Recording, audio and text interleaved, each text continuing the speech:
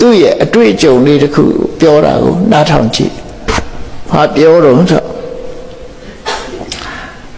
သေနာတနံမှာဩရုရှနဂရံပိဏာယပါဝိတိသူဖြစ်ဖြစ်လေးကိုဇလန်းလေးလို့ပြောတာသူဟာတဲ့တောရကြောင့်မောကနေဆင်းပြီးတော့မြို့တဲကိုဆွမ်းခံဝင်ခဲ့တယ်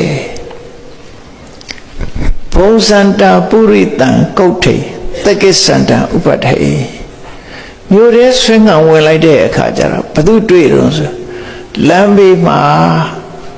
သူများပေးကမ်းထားတဲ့ထမင်းကြံဟင်းကြံလမ်းကပလက်ဖောင်းပေါ်မှာထိုင်ပြီးတော့ဒီထမင်းစားနေတဲ့နုနာယောဂဆွဲနေတဲ့လူကြီးတယောက်စီကိုရှင်မကတ္တဝါဟာတကယ်တထေတတယောက်စီသွားတယ်လို့ပဲတလေးတစားသူ့ကိုချင်းမြောက်ဖို့ကတ်သွားတယ်ဘယ်သူသွားမလဲတရောင်းစားစီဘယ်သူသွားမလဲနော်တရောင်းစားတဲ့တော်တဲ့လူတွေလည်းအများကြီးတထေအိမ်ကြွရင်လည်းလောင်းကျင်တဲ့တထေတွေပြည့်ရှင်မကတ္တဝါလူဘဝတော့ကတထေကြီးသူကအဲ့ဒါမှချမ်းသာတယ်အဲ့တော့သူမနဲ့ဆုံးခံတွေ့တော့ချက်ချင်းတွေ့လိုက်တာဘယ်သူတွေ့တော့ဆိုလမ်းဘေးမှာထမင်းထိုင်စားနေတဲ့နုနာယောဂဆွဲနေတဲ့တရောင်းစားကြီးကိုယဉ်တွေ့တယ်အဲ့ဒီသွားတဲ့အခါမသွားခြင်းသွားတာမဟုတ်ဘူးတထေးအိမ်သွားတယ်လို့ပဲသူ့ကိုတော့ငါချီးမြှောက်မယ်သူပါလှူသူ့အတွက်ဆိုပြီးတော့ရှည်ဆူးပြီးတော့အနိနာကိုချင်းကပ်သွားတယ်တရောင်းစားစီဆွမ်းခံသွားလိုက်တယ်သောမိပက္ခိနဟဋ္ဌိနအာလောပံဥပနာမယိအာလောပံပက္ခိပန္နတအင်္ဂုလိစိတ္ထစိတ်စတာဆိုလိုတဲ့အဓိပ္ပာယ်ကတရောင်းစားကြီးလူနာတဲ့တရောင်းစားကြီးကိုအရေးပြားယောဂတဲ့တရောင်းစားကြီးထံဆွမ်းရလိုက်တဲ့အခါမှာတဲ့လူနာယောဂနဲ့ဒီရင့်နေတဲ့ပြက်လူတဲတဲဖြစ်နေတဲ့လက်တွေဘာတွေကလည်းထုံနေပြီမသိတော့ဘူးလေပြက်လူတဲတဲဖြစ်နေတယ်လက်နဲ့တဲ့သူထမင်းစားတဲ့ထဲကလူတယောက်တလုံးစားကိုသူ့တပိတ်ထဲရက်ထည့်ပေးလိုက်တယ်နော်သူစားနေတဲ့ထမင်းထဲကနေပြီးတော့ရှင်မကတ္တဗဆွမ်းလောင်းလိုက်တယ်ပေါ့နော်သူ့လက်ကြီးကရှောကအစွဲတည်တဲ့လက်ဆိုတော့ထုံနေတဲ့လက်ကြီးနဲ့ရက်ပြီးတော့ထည့်လိုက်တယ်တဲ့အာလောပံပက္ခိပန္နတာတလုံးစားလက်နဲ့ထည့်လိုက်တဲ့အချိန်လေးမှာ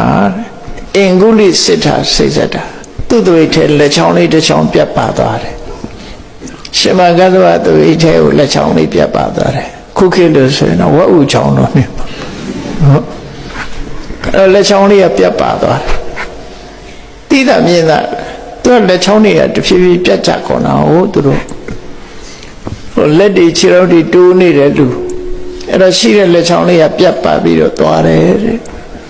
အဲ့ဒီလိုပြတ်ပါသွားတဲ့အခါမှာဒါသူ့ရဲ့အတွေ့အကြုံကိုပြောပြတာ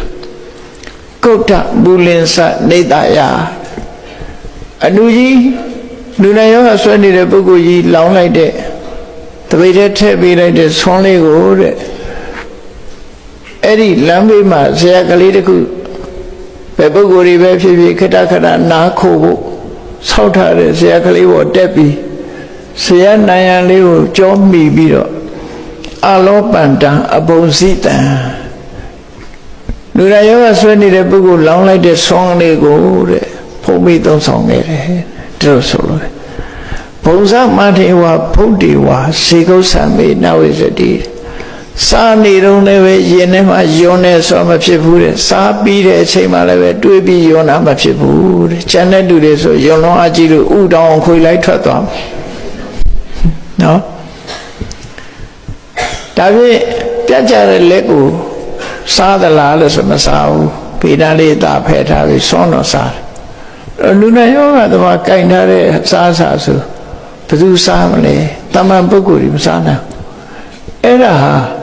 ရဟန္တာပုဂ္ဂိုလ်ရဲ့စိတ်ဓာတ်ဘလောက်ကြံ့ခိုင်နေဆိုတာကိုစဉ်းစားကြည့်ပါ